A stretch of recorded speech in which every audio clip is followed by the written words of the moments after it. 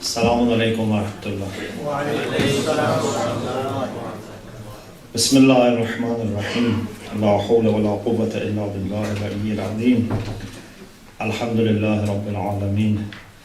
Sallallahu ala sayyidina wa nabiyyina Abil Qasim al-Mustafa Muhammad.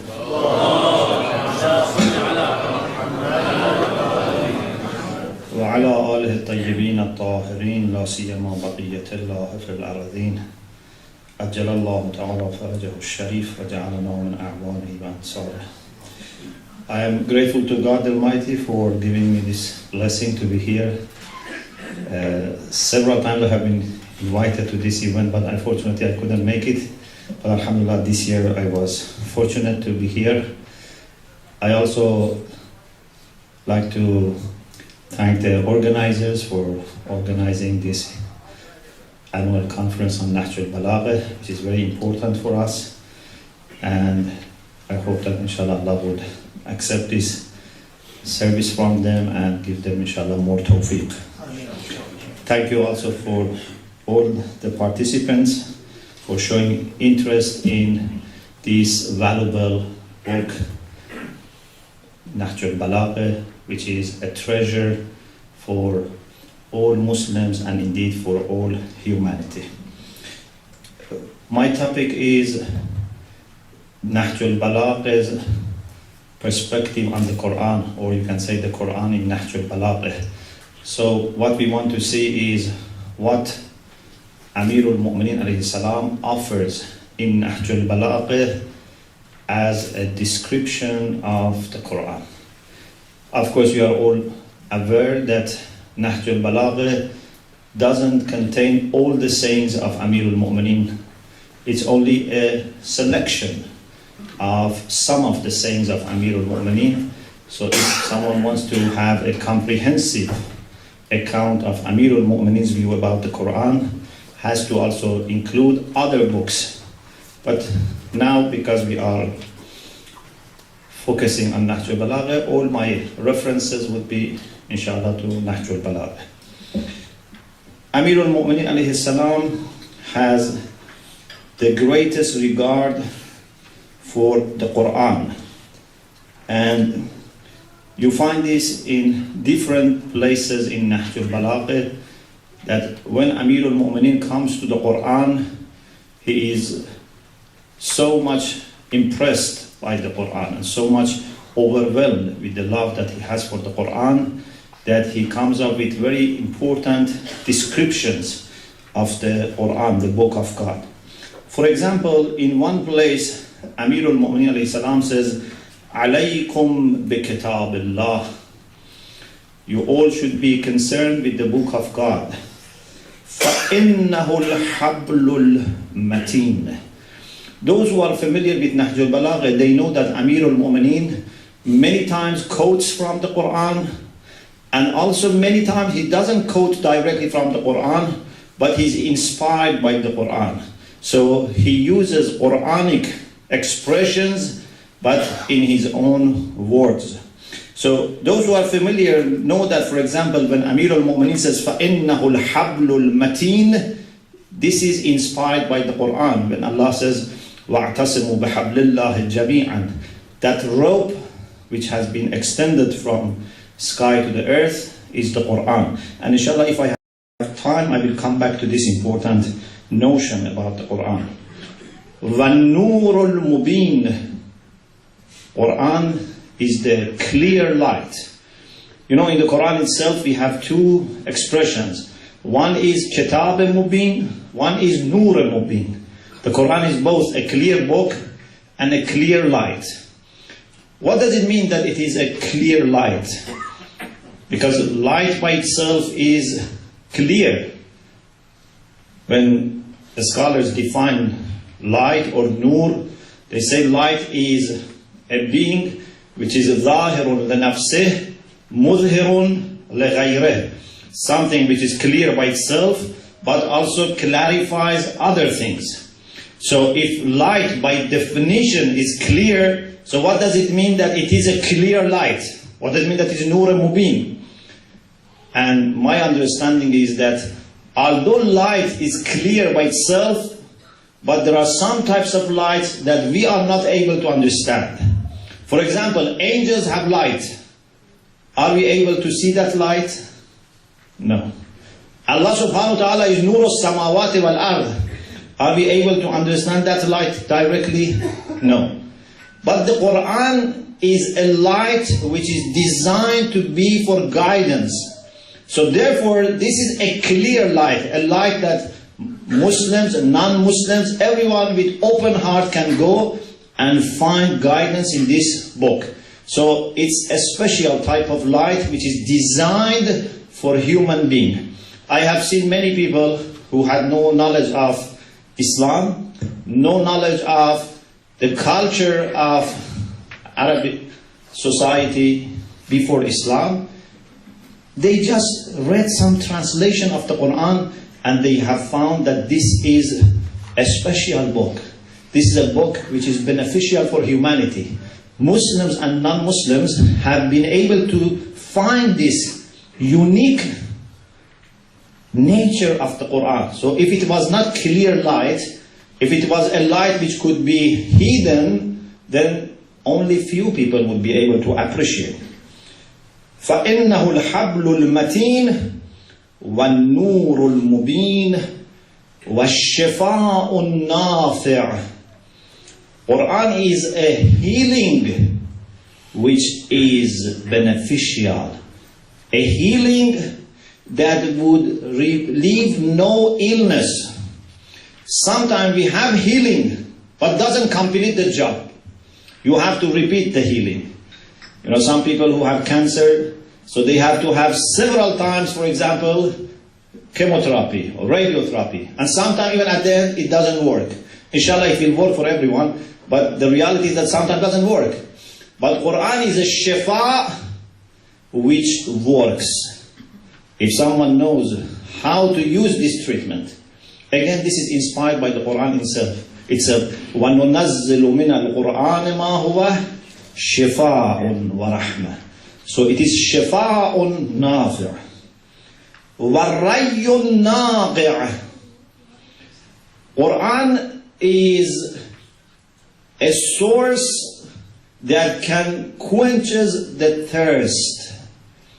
If someone who is thirsty for truth, for knowledge, for spirituality, for having meaningful life, if someone with thirst goes to the Quran, would not come back thirsty. His thirst would be quenched. And this is, of course, dependent on people really going to the Quran with thirst. We have a beautiful Persian poem which says, "Ab kam jui, teshnegi avar be dast." Don't seek water that much. Try to be thirsty. If you are thirsty, ab jushadat az bala wo past. Then from high places or from low places, from everywhere, water comes for you. So if someone with thirst goes to this spring, then he will find the source for quenching the thirst. وَالْعِصْمَةُ لِلْمُتَمَسِّكِ. If someone holds onto the Quran and grasps onto the Quran, then he would be saved. وَالنَّجَاةُ لِلْمُتَعَلِّقِ. The one who holds onto the Quran would be saved. This is again وَاعْتَصِمُوا بِحَبْلِ اللَّهِ جَمِيعًا. Then Amir al-Mu'minin continues, the time is very short, so after a few lines, he says this, فَاسْأَلُوا اللَّهَ بِهِ وَتَبَجَّهُوا إِلَيْهِ بِحُبِّهِ. If you want to ask Allah subhanahu wa ta'ala to give you what you need, to grant you your request, what type of means you can take with you to please Allah subhanahu wa ta'ala, what type of wasila you can have. اتقوا الله وابتغوا إليه الوسيلة. Amir al-Mu'minin says one of the best, or maybe the best wasila is to ask Allah subhanahu wa ta'ala to give you because of the Quran. فَاسْأَلُوا اللَّهَ بِهِ وَتَوَجَّهُوا إِلَيْهِ بِحُبِّهِ. Ask Allah subhanahu wa ta'ala because of the Quran, and turn towards Allah subhanahu wa ta'ala with the love for Quran. وَلَا تَسْأَلُوا خَلْقَهُ بِهِ. Don't ask people to give you because of the Quran. If you are a teacher of the Quran, I don't know if you are a scholar, a reciter, or anyone who has some kind of familiarity with the Quran, some skills about the Quran, don't use it in order to get from people money or, I don't know, reputation. Ask Allah subhanahu wa ta'ala to give you what you want. I remember a famous reciter who has died many years ago, very famous Egyptian reciter. Once he was asked to recite, and he has lots of money. So some people said, why you ask so much money? He said, because Quran says, لا تشتروا بآياتي ثمنا قليلا. Allah says, don't sell my ayat in cheap price. So this is why I charge you a lot. Okay, as a joke it's nice, but as a reality this is a false conception. When Allah says, لا تشتروا بآياتي ثمنا قليلا, it means that even if you take the whole dunya, instead of reciting or teaching one ayah, you have sold the Quran cheap. Because the whole dunya is mata'i qaleel. So anything from dunya that you want to take and say, this is the cost of my service, this is the cost of teaching Quran, it means that you have sold the Quran very cheap. So, لا تسألوا خلقه به. Don't ask people to give you because of the Quran. إنه ما توجه العباد إلى الله بمثله. No person has ever been able to turn towards Allah subhanahu wa ta'ala and seek the attention of Allah subhanahu wa ta'ala with anything better than Quran. وَاعْلَمُوا إِنَّهُ شَافِعٌ مُشَفَّعٌ. Quran is the one who intercedes, and his intercession is definitely accepted by Allah subhanahu wa ta'ala. Because the word of God, Allah is not going to reject the intercession of his own word. وَقَائِلٌ مُصَدَّقٌ. If Quran speaks on the day of judgment, gives a good testimony about you, it's going to be accepted. No one is going to question the Quran's testimony. In another place, Amirul Mu'mineen alayhi salam says about the Quran being a source of life for hearts. This is another beautiful expression that Amirul Mu'mineen uses in Nahjul Balagha. He starts first by saying that everything that we have in dunya can after some time become boring. If you have the best food every day, for example, I don't know if you like curry or biryani or kebab or whatever, but if you have it every day, then it becomes boring. If, I don't know, you have a very good house next to a park, and you visit that park every day, after some time you lose interest. So there are people who live next to a park, but they go to other parks, not to the park next to their house, because it's boring for them.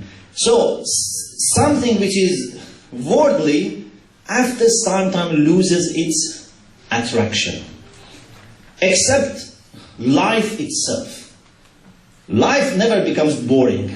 So if someone lives 1,000 years and you say you can live 1,000 years and one day, he says, I want to live one extra day, because life is not boring. So after saying this, Amirul Mu'mineen alayhi salam says, وَإِنَّمَا ذَلِكَ بِمَنْزِلَةِ الْحِكْمَةِ الَّتِي هِيَ حَيَاةُ الْقَلْبِ. In the same way that life is not boring for people, those who experience wisdom, and by wisdom their hearts are revived, they will never be feeling that wisdom is boring. I have had enough of wisdom. I'm satisfied with what I have. No, there is no contentment here. إنما ذلك بمنزلة الحكمة التي هي حياة القلب الميت وبصر العين العمياء is the vision for blind eyes. وَسَمْعٌ لِلْأُذُنِ السَّمَّةِ those ears which are not able to hear, with this hikmah, with this life, they can now hear. Because as you know, the Quran tells us that we have a physical life and we have also the life of the spirit. The people who lack the life of the spirit, they don't understand. Physically they are okay, they don't need hearing aid, but spiritually they don't understand what they hear. Summun bukmun umyun. So this wisdom gives them vision, this wisdom gives them hearing, and this quenches their thirst. وَرَيٌّ لِلظَّمْآنِ وَفِيهَا الْغِنَى كُلُّهُ وَالسَّلَامِ. All the rich is there. Health is there. Kitabullah تُبْصِرُونَ بِهِ وَتَسْمَعُونَ بِهِ. This hikmah which revives the heart is the book of Allah subhanahu wa ta'ala. And finally, what I want to share with you is this beautiful expression of Amirul Mu'mineen about Quran being a manifestation of Allah subhanahu wa ta'ala. Before I mention this, how much time I have? Good. Before I mention this, I have to mention another point. In Islamic science of kalam or theology, there was a debate, and still this debate theoretically is there, although not that much discussed, and that was about visibility of God. We have similar debate in Christianity and in Judaism. Can we see God by our physical eyes? Some Muslim theologians had the idea that we can see God by our physical eyes. For example, the Ash'arites had the idea that we can see God by our physical eyes, but not in this world. But in the hereafter, we can see God by the same physical eyes. For example, when Allah says, وُجُوهٌ يَوْمَئِذٍ نَاظِرَةٌ إِلَىٰ رَبِّهَا نَاظِرَةٌ, they interpret this literally. Means they look at the Lord with the eyes of the head. Many people, like the Mu'tazilite, like the Shiites, many different groups of the Muslim theologians had the idea that we can never see God by our physical eyes, whether it's in dunya or in akhirah, because God is too great to be seen by this eye.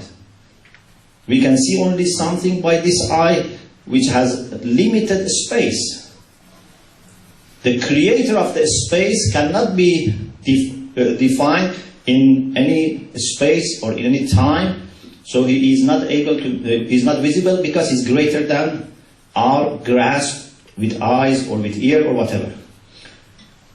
Interestingly, those who believed in the possibility of seeing God and those who believed in the impossibility of seeing God by the eyes, they both refer to one ayah of the Quran.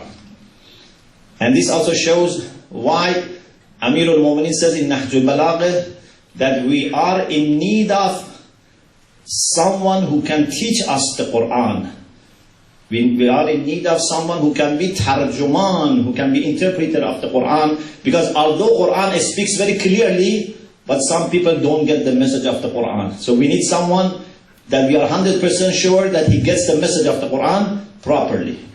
The ayah that both parties used to argue from is about Prophet Musa ala nabiyina wa alayhi salam. Musa alayhi salam had a request from some of his people that we only believe if you can show us God clearly. لَن نُؤْمِنَ لَكَ حَتَّى نَرَى اللَّهَ جَهْرًا. We have to see God. If we cannot see God, we are not going to believe in you.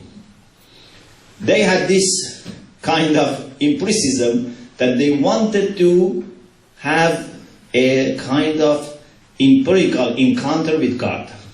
Even you know that when they just managed to cross the sea, as soon as they saw there are some idols, they were interested in having idol. They told Musa alayhi salam, اجعل لنا إلها كما لهم آلهة. It's very nice, they have idols, they can touch their God, they can go close physically to their God. So why, Musa, you don't give us one idol? They have many idols, we are only asking you for one. So they wanted to be muwahid by having one idol. Anyway, they had this type of understanding that everything should be felt through our senses. So they said to Musa alayhi salam, لَن نُؤْمِنَ لَكَ حَتَّى نَرَى اللَّهَ جَهْرًا. Musa alayhi salam, of course, knew that there is no way to see God, and there is no way to show them God so that they can see. But still, he conveyed the message to God. He said, رَبِّ أَرْنِي أَنْظُرْ إِلَيْكَ. My Lord, please show yourself to me so that I can look at you. If Musa is not going to see God, then everyone else will get his answer. So if anyone in the world at that time was able to see God, must be Musa. And now we will see what is the answer of God. God then said, إِنَّكَ لَن تَرَانِي يَا Musa. You are not going to see me. You can never see me. But because God is a teacher, this is one of the beauties of the way Quran talks about God. God is a teacher. A teacher doesn't just say yes or no. A teacher also explains. So God could have said, you are not going to see me. But because he's a teacher and he wants to make people understand, so God had a kind of demonstration for Musa. Like the story of Adam and angels. When they asked why you are going to appoint Adam as your vicegerent, God didn't just say, you don't know. God علم آدم الأسماء كلها ثم عرضهم على الملائكة فقال أنبئوني بأسماء هؤلاء. And then at the end, angels realized that what was the reason. So here also Allah subhanahu wa ta'ala has a demonstration. He said, Musa, I am going to show you why you cannot see me. انظر إلى الجبل فإن استقر مكانه فسوف تراني. Look at this mount. If this mount remains intact, then you can be hopeful that you can see me. If the mount is not going to survive, then you cannot expect to see me. فَلَمَّا تَجَلَّى رَبُّهُ لِلْجَبَلِ جَعَلَهُ دَكًّا وَخَرَّ مُوسَى صَعِقًا. When Allah made a manifestation to the mount was exploded. Musa alayhi salam fell down. So Musa and everyone else knew that this is impossible. Nothing in this world has enough capacity to contain God. Even a manifestation of God can explode a mount. Okay. Those people who say God cannot be seen, they say it's very clear we cannot see God. But the Ash'arites say, no, it's possible to see God. If it was not possible, Musa would not have asked Allah subhanahu wa ta'ala. The only thing is that Allah says, you cannot see me in dunya, lan tarani. They said, lan is not for abad. It doesn't show that you can never see me. It means you cannot see me in dunya, in near future. Anyway, what I wanted to say is that Quran is telling us we cannot see God But God can have manifestations, some tajalliyat in dunya. But if God manifests himself to a mount, the mount cannot survive. Amirul Mu'mineen alayhi salam says, Quran is a manifestation of God. And I will explain then based on the Quran itself that how great is this manifestation. But before that, let me quote what Amirul Mu'mineen says in Nahjul Balagha. فَتَجَلَّى لَهُمْ سُبْحَانَهُ فِي كِتَابِهِ. God manifested himself in his book. Not in the mount. Because mount cannot survive. لو أنزلنا هذا القرآن على جبل لرأيته خاشعا متصدعا من خشية الله. Mountain cannot cope with the Quran. Mountain cannot cope with the tajalli of Allah subhanahu wa ta'ala. But Allah ta'ala has manifested himself in his book. And who received this book? The man who had greatest capacity. The heart of Rasulullah had the greatest capacity, and even for Rasulullah it was not easy to receive revelation. Those who are familiar with the stories about the way Rasulullah used to receive revelation, they know how hard it was. Quran says, إِنَّا سَنُلْقِي عَلَيْكَ قَوْلًا ثَقِيلًا. It's very difficult. It's like connecting high voltage electricity to someone. If someone hasn't capacity, he will die. Mountain cannot cope with this. But Rasulullah had such a great capacity in his heart that he was able to receive this manifestation. But everyone should know that that manifestation is the Quran. Why we don't feel that power of the Quran? Because Quran has not been revealed to us. Quran has been revealed to the Prophet, and we have a description of the Quran, an image of the Quran with us. Quran is not what is written on the paper. This is only an image of the Quran. What is the real Quran? Allah subhanahu wa ta'ala says, where is the real Quran? Allah says, إِنَّا جَعَلْنَاهُ قُرْآنًا عَرَبِيًّا لَعَلَّكُمْ تَعْقِلُونَ. We made it an Arabic or a clear, because Arabic can mean Arabic or can mean clear. We made it a clear text so that you may understand. 114 chapters. And then each chapter, many verses. In a clear language, so that you may understand. And still, this side of the Quran, this linguistic representation of the Quran, after 14 centuries, still we know very little about it. You see that great mufassirin of the Quran, they come up with the latest discoveries that they have, and then another generation, they come up with more profound ideas. There was a time that, for example, we had Tibyan by Sheikh as the greatest work on tafsir. And then we had Majma'ul Bayan. Then we have Al-Mizan. And then we have now more works coming by some of our contemporary scholars like Ayatollah Jawadi Amuli. And this is going to continue. It is only about the literal side of the Quran. This is what Allah has made it available for us to understand, and still we are very new to it. But then Allah says, إِنَّا جَعَلْنَاهُ قُرْآنًا عَرَبِيًّا لَعَلَّكُمْ تَعْقِلُونَ وَإِنَّهُ فِي أُمِّ الْكِتَابِ لَدَيْنَا لَعَلِيٌّ حَكِيمٌ. But Quran is with us. Quran is in Ummul Kitab, in Lawh Mahfuz. You don't have access to the Quran.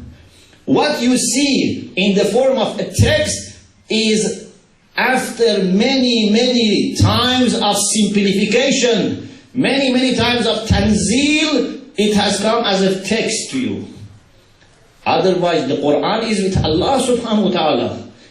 إِنَّهُ فِي أُمِّ الْكِتَابِ لَدَيْنَا لَعَلِيٌّ. Quran is Ali. Quran is Hakim. Quran is high. Quran is full of wisdom. So when Amirul Mu'mineen says Quran is tajalli of Allah subhanahu wa ta'ala, you understand that he is not exaggerating. This is the reality of the Quran.